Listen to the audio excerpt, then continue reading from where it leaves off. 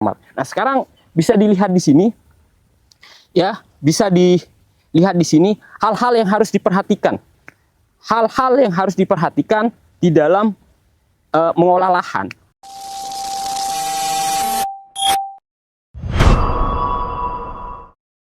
Hai, kembali lagi bersama saya Wika. Sekarang, Ibu Bapak petani yang hormat, saya berada di lahan salah satu petani binaan. Ya, jadi salah satu petani binaan di mana aktivitas beliau sekarang ini adalah sedang melakukan yang namanya pengolahan lahan untuk kegiatan penanaman padi. Ya, sekali lagi untuk kegiatan penanaman tanaman padi. Nah, khusus untuk kegiatan tanaman padi, di tengah terjadinya penurunan kualitas tanah pada lahan-lahan pertanian yang Ibu Bapak petani yang terhormat punyai atau miliki, di seluruh Indonesia ini terjadi penurunan kualitas. Itu diakibatkan karena intensifnya terjadinya penanaman. Apalagi pada lahan-lahan yang sifatnya monokultur sepanjang tahun, yaitu padi. Nah, kita harus benar-benar mempersiapkan lahannya. Nah, benar-benar harus kita mempersiapkan lahannya.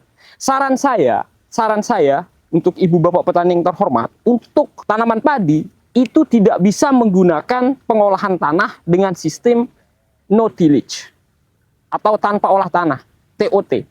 Atau kalau bahasa Inggrisnya no tillage. Itu tidak bisa dilakukan karena memang padi itu membutuhkan tanah yang memang gembur. Ya, di satu sisi lagi tanah-tanah di lahan yang ada di seluruh Indonesia ini itu sudah mengalami yang namanya penurunan kualitas. Banyak nutrisi-nutrisi atau sifat fisiknya, terutama tentang gembur sama halusnya, itu tidak tidak benar-benar sesuai dengan sifat kesuburan fisika lagi. Tidak benar-benar sesuai dengan sifat kesuburan fisika lagi. Sehingga harus kita melakukan yang namanya pengolahan lahan. Seperti yang Ibu Bapak petani yang terhormat lihat sekarang ini baru memulai fase pengolahan lahan, belum sempurna. Akan digaru lagi. Jadi, Ibu Bapak petani yang terhormat, kenapa saya membahas ini di video kita kali ini? Karena ini penting, Ibu Bapak petani yang terhormat. Penting, sangat-sangat penting. Di mana hasil atau sehatnya tanaman kita, ya, itu dimulai dari lahannya, dari tanahnya. Harus paling tidak memiliki 3 sifat kesuburan tanah. Yang saya maksud 3 sifat kesuburan tanah itu ya kesuburan tanah secara fisika, kesuburan tanah secara kimia, dan kesuburan tanah secara biologi. Nah, harus itu. Dan itu wajib itu dimiliki agar hasil panen yang Ibu Bapak petani yang terhormat tentunya dapatkan itu maksimal. Itu Ibu Bapak petani yang terhormat. Nah, sekarang bisa dilihat di sini, ya, bisa dilihat di sini hal-hal yang harus diperhatikan. Hal-hal yang harus diperhatikan di dalam mengolah lahan, atau kalau bahasa Inggrisnya itu land tillage. Jadi pengolahan lahan, land tillage. Jadi seperti ini, ya. Yang harus diperhatikan itu hati-hati di dalam mengolah lahan seperti ini. Hygiene sanitasi itu yang pertama. Selain sempurnanya proses penggemburan, karena akan digaru ini lagi, ini masih tahap awal pengolahannya, akan digaru lagi. Yang harus diperhatikan utamanya itu adalah hygiene sanitasi. Hygiene sanitasi yang saya maksud itu adalah kebersihan di dalam lahan yang tentunya Ibu Bapak petani yang terhormat miliki. Kebersihan di dalam lahan, coba lihat di sini masih banyak ya sisa-sisa jerami yang masih berwarna hijau. Ini harus dibersihkan. Jangan langsung digaru. Jangan langsung dibajak loh bahasanya. Karena ini akan menyatu dengan lumpur dan akan menyatu dengan air seperti ini, Ibu Bapak petani yang terhormat. Sehingga ketika itu terjadi akan bekerja bakteri anaerob di situ.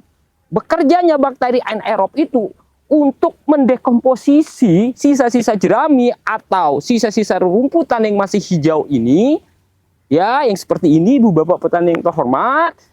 Nah, ketika mengalami dekomposisi di tengah jalan, karena belum sempurna dekomposisi itu, ketika terjadi proses dekomposisi di tengah jalan, sehingga tidak selesailah proses dekomposisi itu, nah itu yang mengakibatkan tanah pada lahan Ibu Bapak petani yang terhormat, itu terjadi yang namanya permasalahan pH asam. Saya ulangi, itu yang mengakibatkan terjadinya permasalahan dengan pH tanah yang asam, atau sering Ibu Bapak petani yang terhormat sebut asam-asaman. Asam-asaman. Nah, seperti ini harus dibersihkan, ini harus dibersihkan agar memang benar-benar sempurna. Harus dibersihkan agar kualitas tanah, air di lahan Ibu Bapak petani yang terhormat itu benar-benar sempurna. Benar-benar sempurna. Itu Ibu Bapak petani yang terhormat. Nah, yang kedua, harus juga Ibu Bapak petani yang terhormat, ya, memperhatikan ketercukupan airnya. Nah, seperti ini. Karena kebiasaan, ya, Ibu Bapak petani yang terhormat, karena ini musim tanam 2, jangan sampai nekat. Jangan sampai modal nekat. Kenapa saya katakan, khusus untuk di MT2 itu, ketika lahan-lahan Ibu Bapak petani yang terhormat, itu faktor ketercukupan airnya atau ketersediaan airnya tidak memadai atau tidak memenuhi. Dalam hal ini, Ibu Bapak petani yang terhormat harus benar-benar mempertimbangkan komoditi apa yang mau ditanam. Kalau ya seperti ini, airnya melimpah, saluran drainasenya jalan, terus intinya melimpah sudah airnya, kenapa tidak lakukan penanaman padi? Karena padi itu butuh banyak air. Itu. Nah, bagaimana sekarang, Mas? Ketika lahan-lahan kami itu airnya kurang tersedia atau tidak memadai untuk melakukan penanaman padi. Carilah tanaman-tanaman yang Ibu Bapak petani yang terhormat harus budidayakan di lahan-lahan yang memang kekurangan air atau ketersediaan airnya tidak cukup untuk melakukan proses penanaman tanaman padi. Harus dicari itu banyak. Cari di pertanian yang hortikultura, cari di tanaman pertanian yang perkebunan. Ada itu yang tidak terlalu membutuhkan banyak air. Sehingga lahan itu tetap berproduksi. Jauh lebih bagus itu. Karena terjadi yang namanya rotasi tanaman daripada padi sepanjang tahun. Oke, tetapi kalau ketersediaan airnya cukup seperti ini, ya, saya sarankan lebih baik untuk melakukan penanaman padi di MT2. Baru di MT3, baru dirotasi dengan tanaman-tanaman yang memang bisa menyuburkan tanah. Yang saya sebut di sini tentunya adalah tanaman-tanaman yang memiliki buah polong-polongan. Atau yang dulu di eranya Pak Harto itu disebut sebagai tanaman palawija. Karena terjadi rotasi tanaman di situ. Karena rotasi tanaman ini penting, Ibu Bapak petani yang terhormat. Kenapa penting rotasi tanaman ini, Ibu Bapak petani yang terhormat? Karena salah satu strategi untuk menjaga, ya, saya ulangi, salah satu strategi untuk menjaga kualitas kesuburan tanah pada lahan Ibu Bapak petani yang terhormat harus melakukan yang namanya rotasi tanaman. Itu pentingnya. Itu pentingnya Ibu Bapak petani yang terhormat. Itu pentingnya. Tapi kalau di MT1, MT2 itu nggak apa-apa. Tanam padi saja seperti yang dilakukan oleh petani binaan kami di sini, Ibu Bapak petani yang terhormat. Silahkan dilakukan. Tetapi ingat, 2 hal yang paling penting tadi itu, pada saat land preparation ini atau persiapan lahan ini, atau langsung ke spesifikasinya saja, saya bilang ke pengolahan lahan ini.